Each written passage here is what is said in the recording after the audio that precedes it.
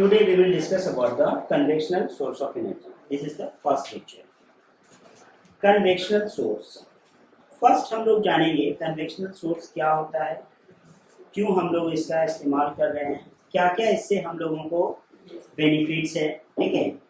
Conventional source of the energy are those which have been used by man for a long time and are still being trapped and used abundantly. क्या कहता है, देखो convectional source हमारे वैसे source हैं जिसको हम लोग बहुत ही पुराने समय से यूज करते आ रहे हैं, उसके साथ साथ आज भी हम लोग उसका क्या कर रहे हैं, इस्तेमाल कर रहे हैं. कहता है जैसे हम लोग फर्स्ट अगर ले ले तो कहता है क्या है कि फर्स्ट हमारा क्या है, कोल है.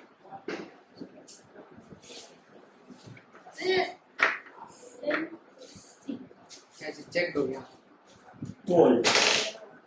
ठीक है. देखोगे यहाँ पे सबसे पहले हम लोग कोल में क्या बात करते हैं, क्लास 8 में तुम लोग पढ़े होगे कार्बन एंड इट्स कंपाउंड का कोई चैप्टर होगा. ठीक है, केमिस्ट्री में, तो वहां पे भी कोल के बारे में पढ़े होगे. ठीक है, नहीं पढ़े हो तो आज पढ़ लो. ठीक है, अब क्योंकि क्लास 10 है और यहाँ से कन्वेक्शनल सोर्स से क्वेश्चन आएगा. Coal is the combustible solid stratified block of organic and mineral matter. It is composed of carbon. सब कुछ भूल जाओ. क्या कहता है कि कोल में हमारे कार्बन कंटेंट कैपेसिटी होती है, जिसमें हम लोगों के जितना भी कार्बन की परसेंटेज होगी. ठीक है, कोल के कार्बन कंटेंट कैपेसिटी के अकॉर्डिंग हम लोग यहाँ पे पढ़ेंगे. There are 4 types of coal. Write there first give the heading coal.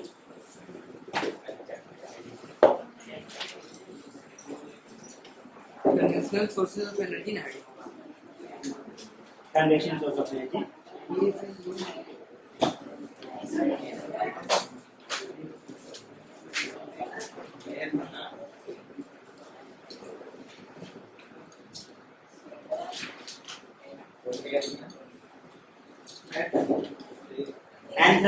Anthracite. लिखोगे टाइप्स ऑफ कोल. फर्स्ट लिखोगे एंथ्रासाइट.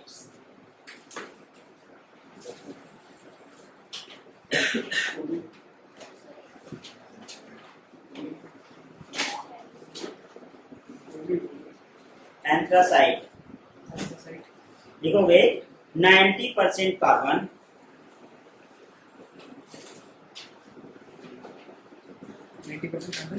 90% कार्बन. सेकंड पॉइंट लिखोगे burn slowly, BURNS, burn slowly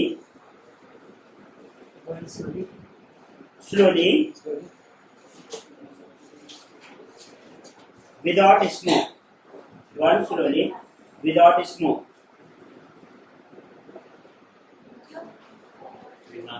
अरे लिखो. धुआं के जलना. ठीक है, धीरे लिखो it is ideal for domestic use.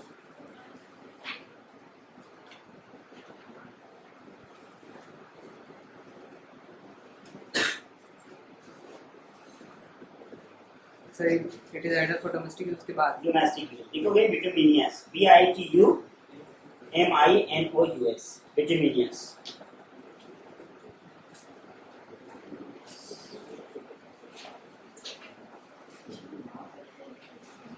लिखो 80% carbon,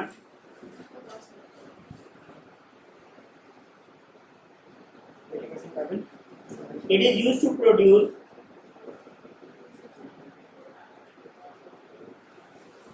steam coal, still STEM,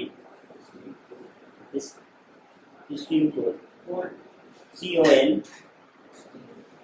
CO third point लिखोगे COL. हाँ, स्टीम कोल. अच्छा थर्ड पॉइंट COAL कोल. एक कोल है sir. Third point Important ingredients in iron. Important ingredients in iron. And iron and steel smelting in iron and steel smelting in blast furnaces. FURNACES furnaces. Important ingredients in iron and steel Smelting in blast furnaces. Third लिखेंगे lignite. Lignite लिखना. लिखोगे. एक minute sir. Yes sir. 40 to 50% carbon content. Carbon content capacity is 40 to 50%. Second point. It is used for the generation of electricity. It is used for the generation of electricity.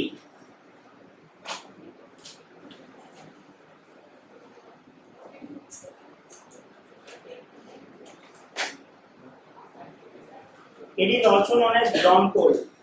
BROWN. It is also known as brown coal.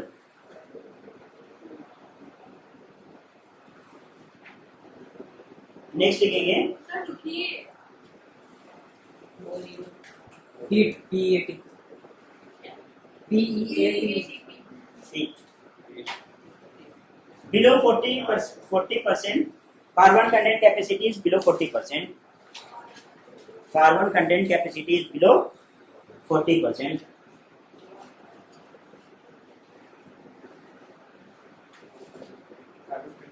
Capacity is below 40%. Okay. Second point. लिखोगे.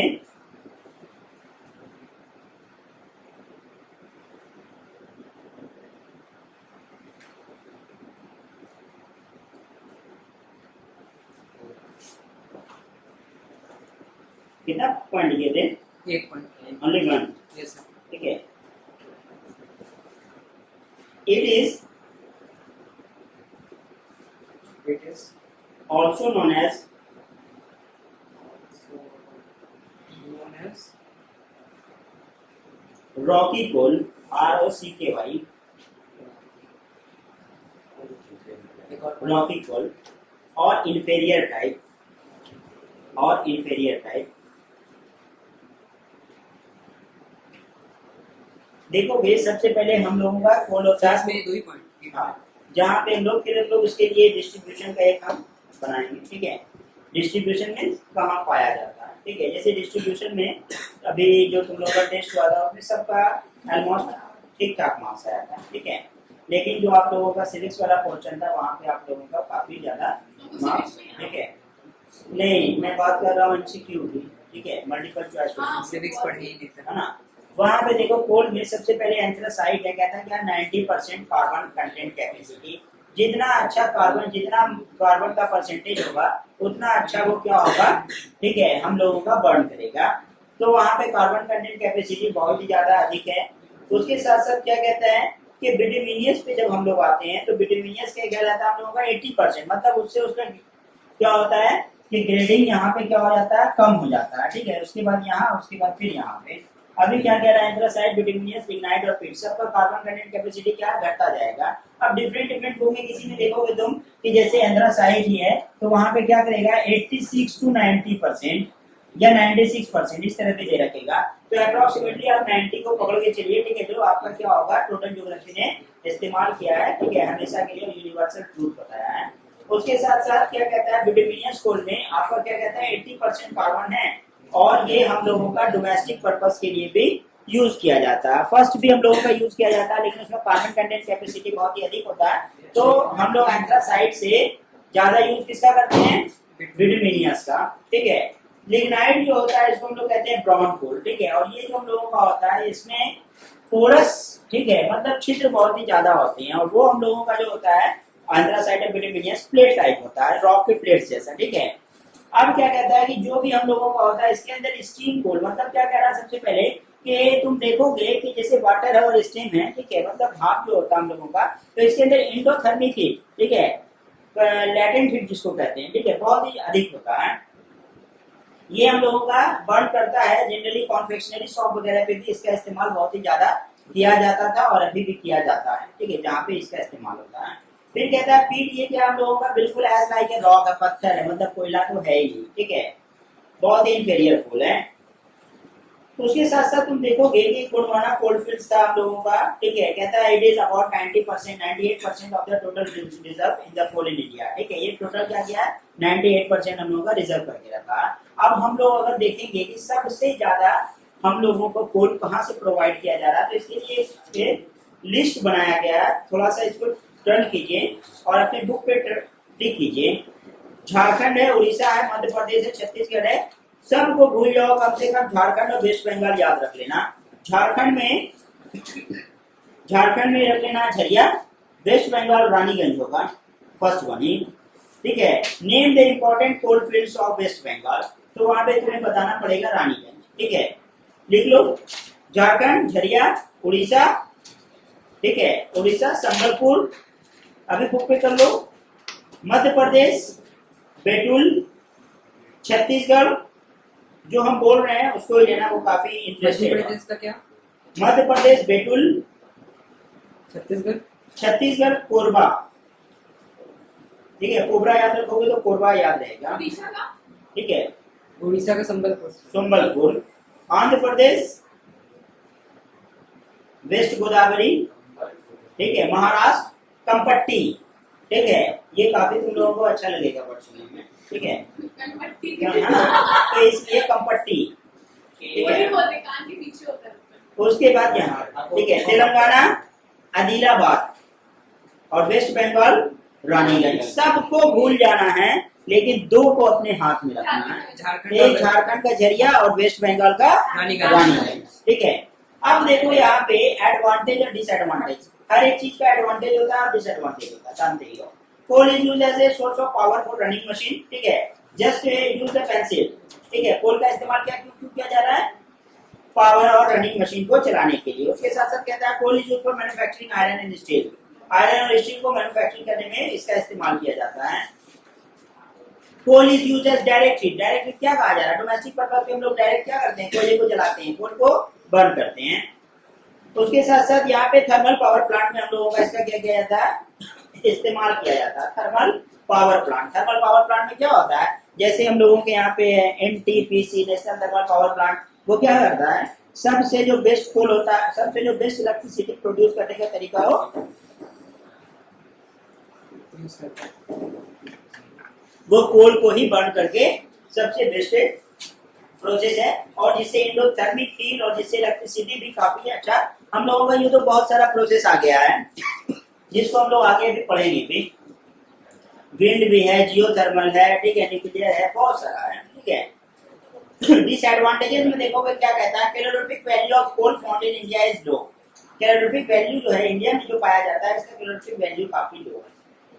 उसके साथ साथ देखो coal reserve is very scattered, अब देखोगे कि पुराने समय से हम लोगों के पास था, अब धीरे धीरे क्या हो रहा है, स्कार्सिटी हो रही है। जैसे लास्ट ईयर तुम लोगों को अगर थोड़ा याद होगा तो कहा जा रहा था, एक बहुत बड़ा इश्यू बनने जा रहा था कि कोल माइंस में बहुत सारे क्या हो रहा है, फ्लड के कारण पानी चला गया, तो 2-3 दिनों तक हम लोगों को बिजली का सामना करना पड़ेगा, मतलब जब वो हमारे सामने नहीं होगा तब सामना करना पड़ेगा, इलेक्ट्रिसिटी, ठीक है, स्कार्सिटी हो जाएगी। लेकिन फिर जो है वो चैलेंजेस को लिया गया और फिर हम लोगों का साइकिल ठीक ठाक चला। कॉस्ट प्रोडक्शन एंड ट्रांसपोर्टेशन, देखोगे अगर लिक्विड होता तो यहाँ से डालते, ठीक है, यहाँ से आलू डालते, वहां से सोना निकलता, लेकिन यहाँ पे वैसा है ना, नहीं है। ये बहुत अच्छा लाइन्स कहा गया है, कॉस्ट प्रोडक्शन एंड ट्रांसपोर्टेशन, क्योंकि हमेशा क्या होता है, लोडिंग होता है और फिर अनलोडिंग, लोडिंग अनलोडिंग, ये नहीं है कि ये क्या करता है कि ये हम लोग का ट्रांसपोर्ट कर सकता है पाइपलाइन के तहत, कहता है क्या है। उसके साथ साथ पेट्रोलियम पे आइए, पेट्रोलियम को क्या कहा जाता है, the word petroleum has been derived from the word petra means rock and oleum that means oil, ठीक है, पेट्रोलियम के लिए हम लोगों का वर्ड ये यूज किया गया है। पेट्रोलियम में देखोगे इसके साथ साथ एडवांटेज और डिसएडवांटेज पूछा जाता है।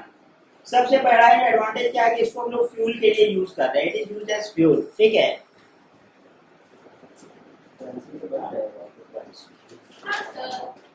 Those who are doing good, those who are not doing very good.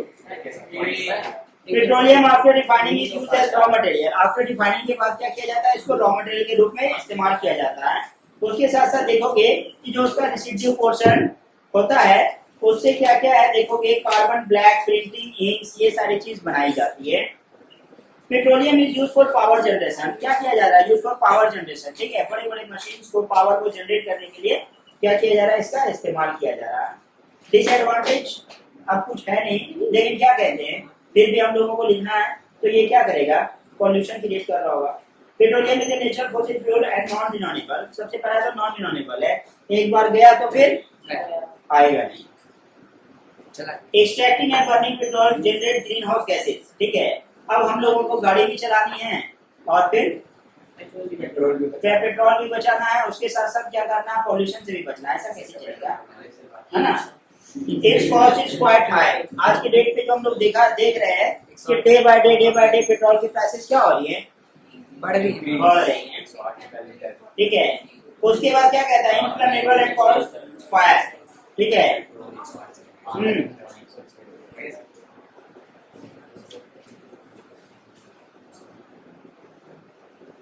देखोगे क्या कहता है कि देखो इट कैन कॉज फायर, ठीक है, इसकी वजह से बहुत बार क्या होता है, आग वाग भी लग जाती है। ऑयल रिफाइनरीज में बताई जा रही है, crude oil is refined process and refineries to produce the light and gasoline, LPG, middle distillates such as diesel and the kerosene. देखो क्या किया जाता है, सबसे पहले कि ऑयल रिफाइनरीज में इसको जिस तरह से इसका क्या किया जाता है, हीटिंग किया जाता है, उस अकॉर्डिंग इसको डिफरेंट सेक्शन में क्रूड ऑयल, फिर क्या पेट्रोल है, फिर डीजल है, फिर हम लोग देखते हैं क्या केरोसिन, जो हम लोगों का सबसे क्या होता है कि बेसमेंट पे पाया जाता है, उसमें तुम उसके साथ साथ क्या होता है कि उसको हम लोग हिंदी शब्द में कहते हैं मिट्टी का तेल, जिसमें क्या होता है कि सॉइल के भी पार्टिकल्स ऑलरेडी मौजूद होते हैं। डिस्ट्रीब्यूशन में आप ले सकते हो, गुजरात है, ठीक है, महाराष्ट्र है, हाँ महाराष्ट्र। फिर तुम्हारा नेचुरल गैस के बारे में बताया गया, एलपीजी और सीएनजी के बारे में। One is standard LPG,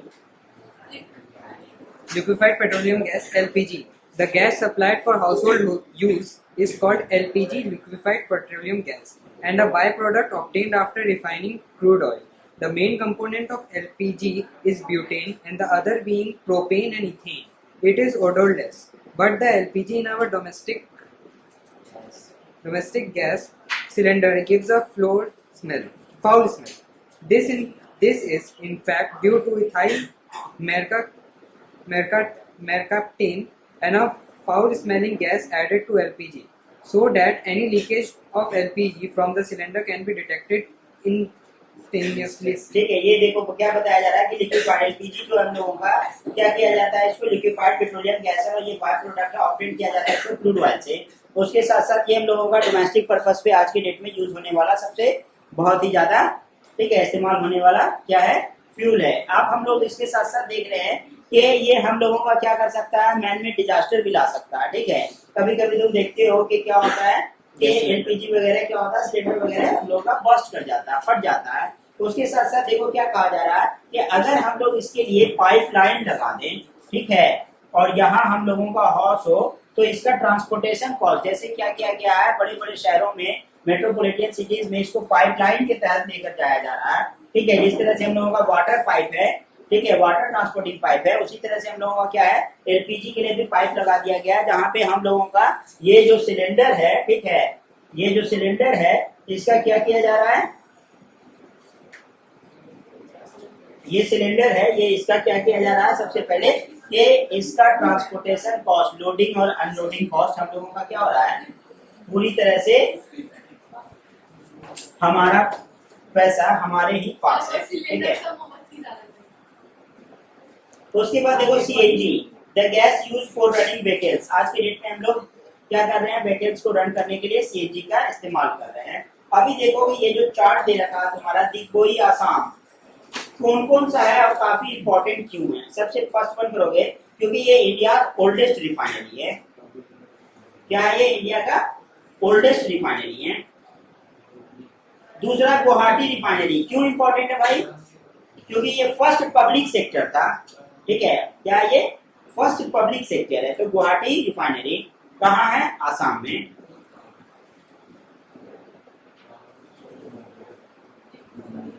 Barauni refinery, ये भी क्या इंपॉर्टेंट है?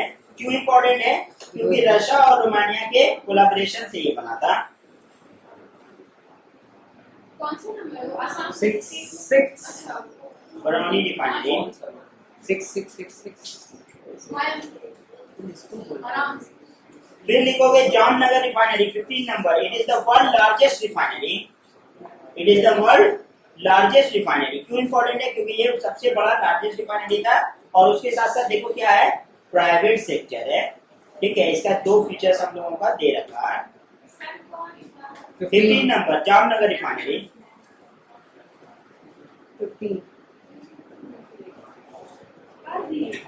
16 number is also important. Why? ठीक है, पानीपत की वजह से नहीं, इको फ्रेंडली की वजह से। पानीपत रिफाइनरी हरियाणा। ठीक है, Vadinar oil refinery 19 number Gujarat. It is the second largest refinery in India after Jamnagar. RPL बस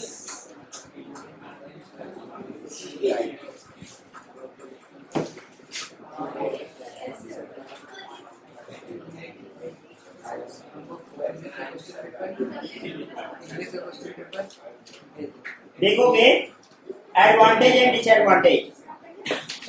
कंपेयर टू पेट्रोलियम और coal, natural gas is eco friendly. क्या बताया जाता है? नेचुरल गैस जो हम लोगों का वो इको फ्रेंडली है, बहुत ज्यादा पॉल्यूशन भी नहीं करता। क्या करता है? साउंड वाउंड भी क्रिएट नहीं करता। लेकिन क्या होता था पुराने समय पे, हम लोग केरोसिन, ठीक है ना, यूज करते थे, तो वहां पे वो क्या करता था? It produce sound. It is easier to preserve than the fuels. ठीक है, ये क्या हम लोगों को इसको रखना भी बहुत काफी इजी है। उसके साथ साथ क्या कहता है? It can be piped into the houses for heating and cooking purposes. ठीक है, इसको हम लोग ट्रांसपोर्टेशन कॉस्ट को बचा करके, जितना हम लोगों का लोडिंग अनलोडिंग का चार्जेस होगा सब बच जाएगा और हम लोग इसको पाइपलाइन के तहत इस्तेमाल कर सकते हैं। ये भी फायदा है। It is cleaner cheaper fuel. ठीक है, चीपर वाला फ्यूल वाला जो लाइन है अभी वो बुक में ही है बस। ठीक है, क्योंकि अब ऐसा कुछ है नहीं। चीपर नहीं। 4 पॉइंट्स ऑलरेडी हम लोगों ने निकाले। It is used for producing the hydrogen ammonia for fertiliser and some of the paints and plastic. ठीक है, पेंट्स और प्लास्टिक को इसको क्या किया जाता है? बनाने में इस्तेमाल किया जाता है। डिसएडवांटेजेस देखोगे, leak of natural gas are difficult to detect. ठीक है, लीकेज वगैरह हो जाता है, which can cause human made disaster, जिसकी वजह से हमारा क्या होता है? ह्यूमन मेड डिजास्टर आता है। For use of fuel except the methane, all other constituents of the natural gas have to be extracted. ठीक है, क्या किया जाता है? ठीक है, like the fossil fuel natural gas through form to evidence and non renewable. ठीक है, उसके साथ साथ देखो क्या है कि रिन्यूएबल नहीं, ये सारा चीज हम लोगों का नॉन रिन्यूएबल है। तो उसके बाद देखोगे हाइडल पावर जो हम लोगों का दे रखा है, हाइडल पावर, जिसमें हम लोगों के भादरा नंगर डैम और हीराकुंड डैम है। ठीक है, write the question, write a short note, write a short note on A number, B number, C number करके लिखेंगे। Write a short note on hydel power, second Bhakra Nangal dam and third first hydel power, HYDL, hydel power, Bhakra Nangal dam, BHA के RA, Bhakra, Bhakra Nangal NNGL, Nangal dam है ना, last C number Hirakud dam. You write a short Hirakud, KUND, Hirakud dam. इसमें hydel power. ठीक है, ये 3 topic पे आप क्या करेंगे? एक शॉर्ट नोट बनाएंगे, जिसमें आपके शॉर्ट नोट में क्या क्या होना चाहिए? सबसे पहले कुछ उसके कैरेक्टरिस्टिक्स होने चाहिए, वहां पे कुछ अगर फीचर्स बताया गया तो वो होने चाहिए। उसके बाद उसका डिस्ट्रीब्यूशन होना चाहिए और एक एक पॉइंट उसके एडवांटेजेस होने चाहिए। इस तरह से कंस्टिट्यूएंट एक आंसर में क्या क्या चाहिए होता है फीचर। ठीक है, उसी अकॉर्डिंग उसको आप क्या करेंगे? फ्रेम करेंगे। Okay, this is very short chapter, convectional source of energy.